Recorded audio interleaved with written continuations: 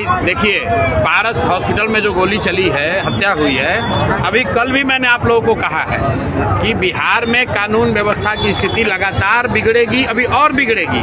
इसलिए बिगड़ेगी कि पूरा पुलिस प्रशासन तो शराब से पैसा कमाने में, बालू माफियाओं के साथ साठगांठ करके पैसा कमाने में, घूस लेने में लगा हुआ है। जितने मंत्री हैं, जितने सरकार के लोग हैं, वो ट्रांसफर पोस्टिंग में करोड़ों रुपए का उगाही कर रहे हैं। तो आप जब पुलिस वाले शराब और बालू से पैसा कमाने में लगे हैं तो कानून व्यवस्था का काम कब करेंगे?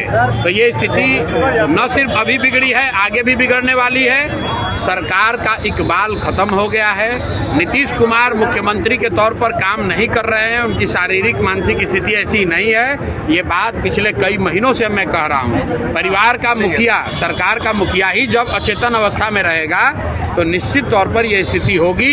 ये स्थिति और भयावह होने वाली है। किसान अभी इस समय जो होते हैं इसलिए अपराध बढ़ रहा है। अब एडीजे लॉ एंड ऑर्डर को अगर ऐसा लग रहा है कि किसान जो है वो फ्री है इसलिए अपराध कर रहा है, तो ये उस अफसर की मानसिकता को दिखाता है, सरकार की मानसिकता को दिखाता है और ये बताता है कि बिहार में स्थिति दिनों दिन क्यों खराब हो रही है। जिम्मेवारी लेने के बजाय, अफसरों पर कार्रवाई होने के बजाय अफसर समाज पर, किसानों पर, मजदूरों पर इसका दोषारोपण कर रहे हैं। पारस हॉस्पिटल में जहां पर ये हत्या हुई है वो कोई किसान जाकर थोड़ी ना मारा है। वीडियो जारी हुआ है, देख लीजिए। बाजाप्ता लोग 5 गन लेकर जा रहे हैं और जींस पैंट से और शर्ट से निकाल कर मार रहे हैं। और एडीजी लॉ एंड ऑर्डर को किसान खेत में रोपनी करने वाला दिख रहा है तो उनको आंख की जांच कराने की जरूरत है।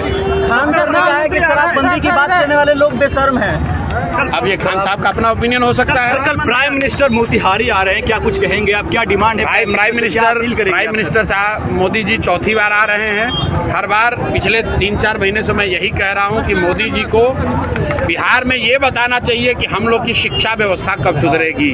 मोदी जी को ये बताना चाहिए कि बिहार से पलायन कब रुकेगा। मोदी जी को ये बताना चाहिए कि यहाँ रोजगार फैक्ट्री कब होगा ताकि बच्चों को गुजरात और महाराष्ट्र 10-12 हज़ार रुपए के लिए न जाना पड़े।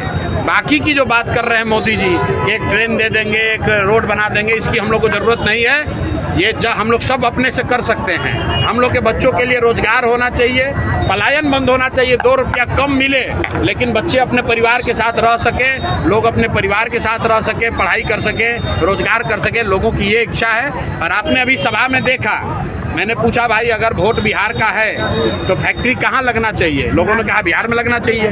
और मैंने ये भी पूछा कि बताओ 15 साल में आप मोदी को वोट दे रहे हो, बिहार के लोग, मोदी जी ने फैक्ट्री कहाँ लगाया है, बिहार में कि गुजरात में? तो हर व्यक्ति कह रहा है कि नहीं गुजरात में लगाए हैं। और फिर मैंने लोगों से पूछा कि ये आपको आगे मंजूर है? तो लोगों ने कहा ये मंजूर नहीं है। अब ये नहीं चलेगा कि आप वोट बिहार में लीजिएगा और फैक्ट्री गुजरात में लगाइएगा।